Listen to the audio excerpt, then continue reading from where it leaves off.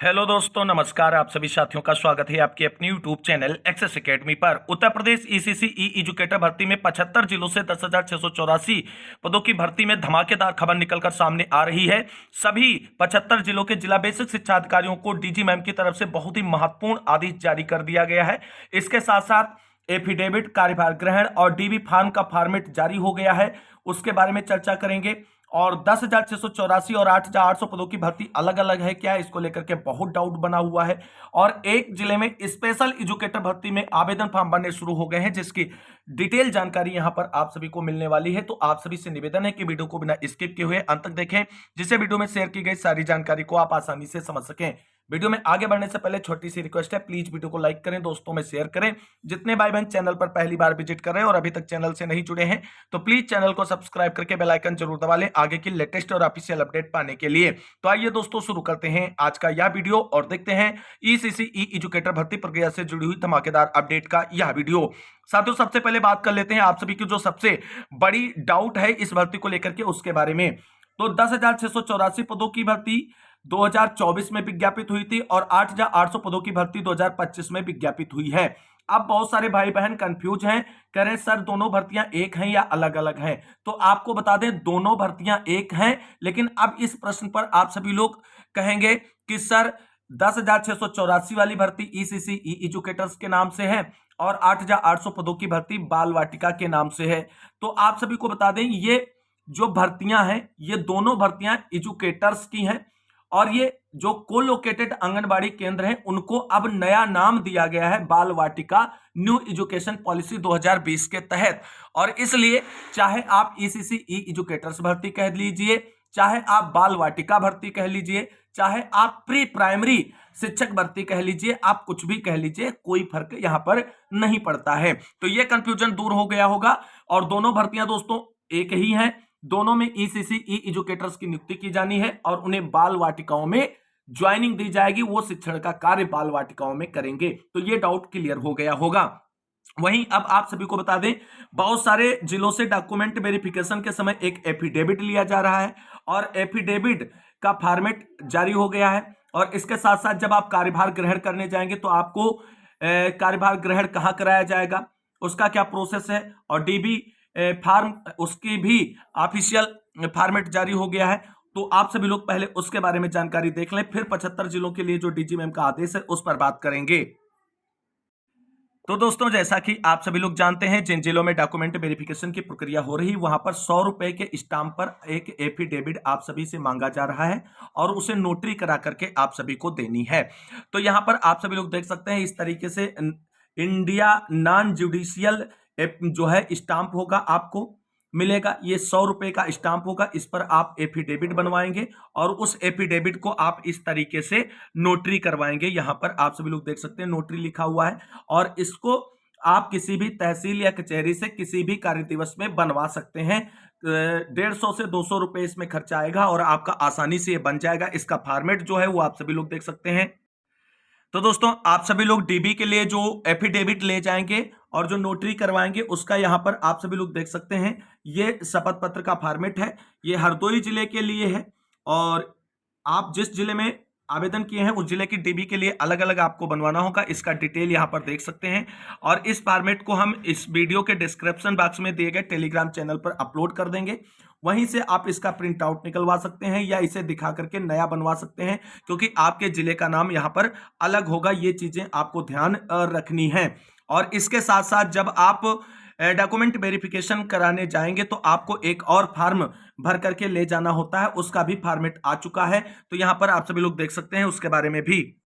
तो ये आप सभी लोगों के सामने ईसीसी ई एजुकेटर है तो आवेदन का प्रारूप दिया गया है। इस तरीके का प्रारूप होगा। यहाँ पर जब आप डीबी कराने जाएंगे तो यहाँ पर स्वप्रमाणित फोटो होना चाहिए और इस तरीके से इसमें आप पूरा डिटेल अपना फिलअप करेंगे जिसके बिहाफ पर आपने आवेदन किया है। और ये चीजें यहाँ पर आप सभी लोग देख सकते हैं। यहाँ पर लिखा अभिलेख सत्यापन का परिणाम, यहाँ पर आप अहर पाएंगे कि अनहर पाएंगे ये आप नहीं लिखेंगे। ये जब आप डीबी कराएंगे और फाइनल हो जाएगा उसके बाद जो चयन समिति होगी उसके द्वारा यहाँ पर लिख करके दिया जाएगा। यहाँ पर आप अपना नाम और हस्ताक्षर जरूर करेंगे, दिनांक करेंगे जिस दिनांक में आप डीबी कराने जा रहे हैं। तो ये सारे फॉर्मेट आपको टेलीग्राम चैनल पर मिल जाएंगे, वहां आप सभी लोग जो अभी तक भाई बहन नहीं जुड़े हैं जुड़ जाएं।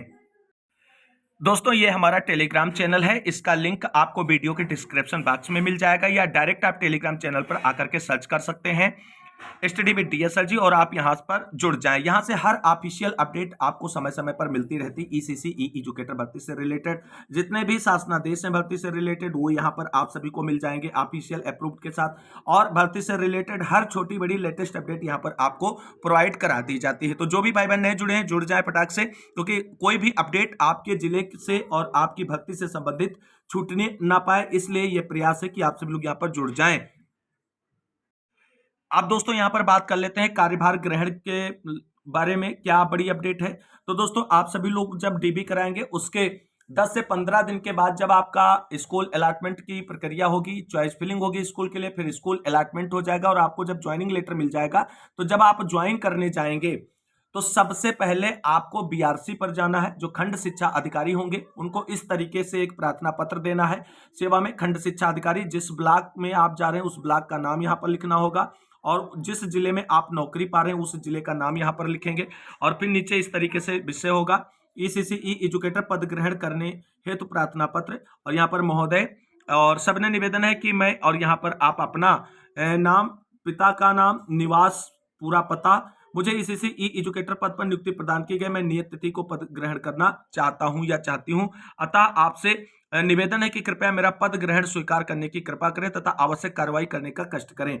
और ये आपको बीआरसी पर सबमिट करना है खंड शिक्षा अधिकारी को, और उसके बाद में आपको संबंधित विद्यालय में जाकर के ज्वाइन करना होगा जहां पर आपको स्कूल दिया गया है नौकरी करने के लिए। तो ये पूरा प्रोसेस हो गया और आप सभी लोगों के लिए हमने डिटेल में क्लियर कर दिया है। अब बात कर लेते हैं आगे की लेटेस्ट अपडेट के बारे में। बीएसए के द्वारा जो बीएसए के लिए जो डीजी मैम की तरफ से ऑफिशियल आदेश जारी किया गया उस पर डिस्कस करने से पहले एक जिले में स्पेशल एजुकेटर की भर्ती में आवेदन फॉर्म भरने शुरू हो गए, उसके बारे में बात कर लेते हैं। तो दोस्तों यहां पर ईसीसी ई एजुकेटर के अंतर्गत टेक्निकल इंस्ट्रक्टर वाले स्पेशल एजुकेटर नहीं है, ये स्पेशल बच्चों को पढ़ाने के लिए स्पेशल एजुकेटरों की बात यहां पर की गई है। तो साथियों यहां पर आप सभी लोग देख सकते हैं कि महाराजगंज और देवरिया जिले से माध्यमिक शिक्षा विभाग के द्वारा स्पेशल एजुकेटरों की नियुक्ति का विज्ञापन जारी कर दिया गया है और आवेदन फॉर्म भरने की लास्ट डेट यहां पर 5 अगस्त रखी गई। सेवा प्रदाता agency Gorkha info multi services है और स्पेशल एजुकेटर के ये पद हैं। इसमें आवेदन करने के लिए आप सभी को बता दें, आप सभी लोग देख सकते हैं graduation with at least 50% mark with physics, chemistry, mathematics, zoology, botany subject, BEd special education के अंतर्गत आप किए हो और विजुअल इंपेयरमेंट या हेयरिंग इंपेयरमेंट आर ईईडी यानी general with 1 or 2 year diploma in special education is visual impairment, hearing impairment or BEd general यानी special course आप यहां पर करे हो, ये चीजें आप बिल्कुल क्लियर समझ लीजिए। यानी यहां पर दिव्यांग बच्चों को पढ़ाने के लिए ये भर्ती निकाली जाती है और यहां पर दिव्यांग बच्चों को पढ़ाने के लिए विशेष शिक्षा जिन्होंने कर रखी है वही आवेदन कर सकते हैं। सामान्य बीएड बीटीसी और ग्रेजुएशन के अभ्यर्थी आवेदन नहीं कर सकते। इसकी डिटेलिंग यहाँ पर मेंशन है आप सभी के लिए। तो कुल 2 पदों के लिए भर्ती का विज्ञापन जारी हुआ है, आप सभी लोग यहाँ पर देख सकते हैं और यहाँ पर जो है वो चीजें देख सकते हैं कि स्पेशल एजुकेशन HIBI MR किसी भी कैटेगरी का है तो आप आवेदन कर सकते हैं। इसके साथ साथ पूरी डिटेलिंग यहाँ पर मेंशन की गई है और यहाँ पर कोई भी पुरुष, महिला, विकलांग, भूतपूर्व सैनिक या खिलाड़ी इसके लिए आवेदन कर सकता है। सैलरी यहाँ पर 19,000 है। एज क्राइटेरिया 21 से 40 वर्ष है। किसी भी प्रकार के कोई एक्सपीरियंस की डिमांड यहाँ पर नहीं है। महाराजगंज और देवरिया 2 जिलों से भर्ती विज्ञापित हुई। अदर डिस्ट्रिक्ट के अभ्यर्थी भी आवेदन कर सकते हैं लेकिन नौकरी मिलने पर आपको वहीं पर जो है जॉब करनी होगी। तो इस स्पेशल एजुकेटर भर्ती से रिलेटेड कोई क्वेरी है तो कमेंट कर सकते हैं। बात कर लेते हैं डीजी मैम की तरफ से जिला बेसिक शिक्षा अधिकारियों को जो जारी किया गया है आदेश उसके बारे में। तो साथियों यहां पर आप सभी लोग देख सकते हैं 28 जुलाई यानी आज की डेट में ही सभी जिला बेसिक शिक्षा अधिकारियों को डीजी मैम की तरफ से आदेश जारी कर दिया गया है और आदेश है ईसीसी ई एजुकेटर तैनाती एवं क्रियान्वयन हेतु दिशा निर्देश के संबंध में। ये चयनित ईसीसी ई एजुकेटर्स के लिए बहुत ही इंपॉर्टेंट होने वाला है। तो जो नहीं चयनित हुए हैं वो भी अभी कुछ समय में चयनित हो जाएंगे।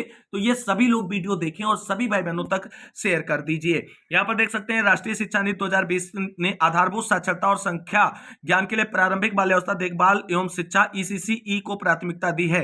महिला बाल विकास एवं पुष्टाहार विभाग और बेसिक शिक्षा विभाग की सहमति से समस्त को लोकेटेड आंगनबाड़ी केंद्रों को शासनादेश संख्या यहाँ पर मेंशन है 22 अप्रैल 2024 के माध्यम से बाल वाटिका घोषित किया गया है।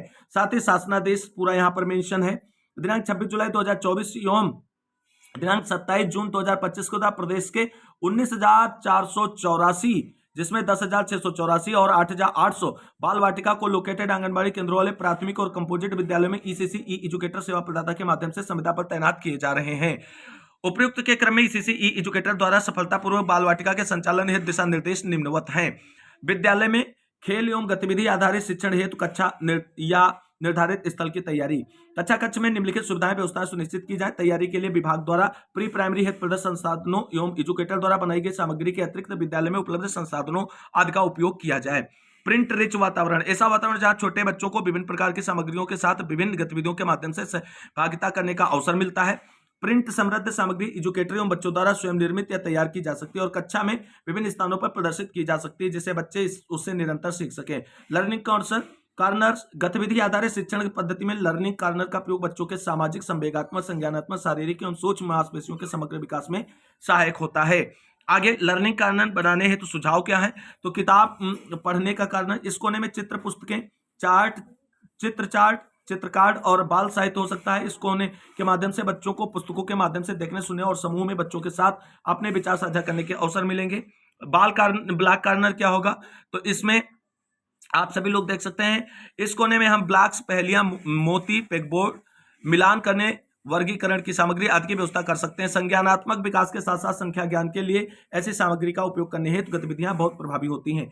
फिर है अभिनय या नाटक कॉर्नर, कोने में मुखौटों और कठपुतलियों के साथ साथ विभिन्न प्रकार की सामग्रियों के सेट रखे जा सकते हैं। इन सामग्रियों को कम लागत और स्थानीय रूप से उपलब्ध सामग्री को एकत्र कर तैयार किया जा सकता है। इस कोने में बच्चों को बिना किसी अवरोध के खेलने और सीखने का अवसर मिलेगा और वह एक दूसरे का अनुकरण करते हुए बेहतर सीखेंगे। अगला है कला कॉर्नर, इस कोने में कागज, क्रेयॉन, पेंसिल, रंग, स्टैंप आदि हो सकते हैं। यह कोना बच्चों को स्वतंत्र रूप से अपने विचार और भावनाओं को व्यक्त करने का अवसर देगा।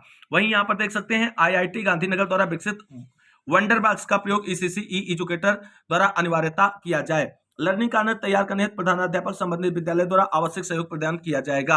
आगे यहाँ पर देख सकते हैं जो चीजें आप सभी को करनी है, ये पूरा डिटेल यहाँ पर मेंशन किया गया है। गतिविधि आधारित शिक्षण हेतु प्री प्राइमरी किट ईसीसी ई एजुकेटर द्वारा स्वयं बनाया जाए। उसके लिए स्थानीय उपलब्ध सामग्री का प्रयोग सुनिश्चित किया जाए। बच्चों के आरामदायक बैठने के लिए आरामदायक एवं सुरक्षित व्यवस्था सुनिश्चित की जाए। बच्चों के साथ प्रारंभिक 15 दिवसों में बाल वाटिका में कराई जाने वाली गतिविधियां संलग्न के अनुसार सुनिश्चित की जाएं। अब यहाँ पर आप सभी लोग देख सकते हैं प्राचार्य डाइट की क्या जिम्मेदारियां हैं, सारी चीजें यहाँ पर मेंशन की गई हैं। और बेसिक शिक्षा विभाग के जो जिले के श्रेष्ठ अधिकारी होते हैं, बेसिक शिक्षा अधिकारी, उनके द्वारा यहाँ पर क्या कार्य सुनिश्चित किए जाने, सब कुछ यहाँ पर मेंशन कर दिया गया है।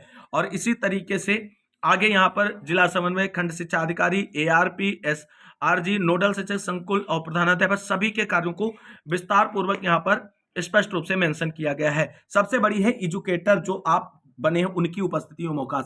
ईसीसी ई एजुकेटर्स को संविदा की अवधि के दौरान पूर्व में जनपद स्तर पर आउटसोर्सिंग के माध्यम से रखे गए कर्मियों के अनुरूप दिए जा रहे आकस्मिक अवकाश प्रतिवर्ष अनुमन्य होंगे। प्रधानाध्यापक द्वारा ईसीसी ई एजुकेटर की उपस्थिति का रिकॉर्ड रखा जाएगा। उक्त अभिलेख प्रत्येक माह खंड शिक्षा अधिकारी द्वारा बेसिक शिक्षा अधिकारी को उपलब्ध कराया जाए। सेवा प्रदाता द्वारा एजुकेटर के मानदेय भुगतान की प्रक्रिया है प्रधानाध्यापक द्वारा प्रेषित उपस्थिति अभिलेख को आधार मानकर कार्रवाई की जाए। यदि कोई एजुकेटर बिना स्वीकृति अवकाश लेते हैं अथवा आपातकालीन परिस्थिति में प्रधानाध्यापक को सूचित किए बिना लगातार 3 कार्य दिवस तक अनुपस्थित रहते हैं तो ऐसी स्थिति में जिला बेसिक शिक्षा अधिकारी को खंड शिक्षा अधिकारी द्वारा सूचना प्रेषित करते हुए तत्काल कठोर कार्रवाई सुनिश्चित करने का की जाएगी। उपरोक्त अनुसार प्रदत्त निर्देशों का कड़ाई से अनुपालन किया जाए। अब बात आती है कि ईसीसी ई एजुकेटर का समय क्या होता है शिक्षण कार्य का। तो आप सभी लोग कोलोकेटेड आंगनबाड़ी केंद्रों में जाएंगे तो जो वहां के विद्यालय की टाइमिंग होगी वही आपकी भी टाइमिंग होगी ओपनिंग की। छुट्टी की टाइमिंग थोड़ा आपकी जल्दी हो जाएगी, क्योंकि आपके पास छोटे बच्चे होंगे तो आप पहले छुट्टी कर सकते हैं। यह चीज बिल्कुल क्लियर हो गई है। तो आज की इस महत्वपूर्ण और धमाकेदार अपडेट के साथ इस वीडियो में बस इतना। इस वीडियो को अंत तक देखने वाले सभी भाई बहनों को तहे दिल से शुक्रिया, बहुत बहुत धन्यवाद। मिलते हैं एक और नई वीडियो में लेटेस्ट और धमाकेदार अपडेट के साथ। तब तक के लिए सभी भाई बहनों को जय हिंद, जय भारत, वंदे मातरम।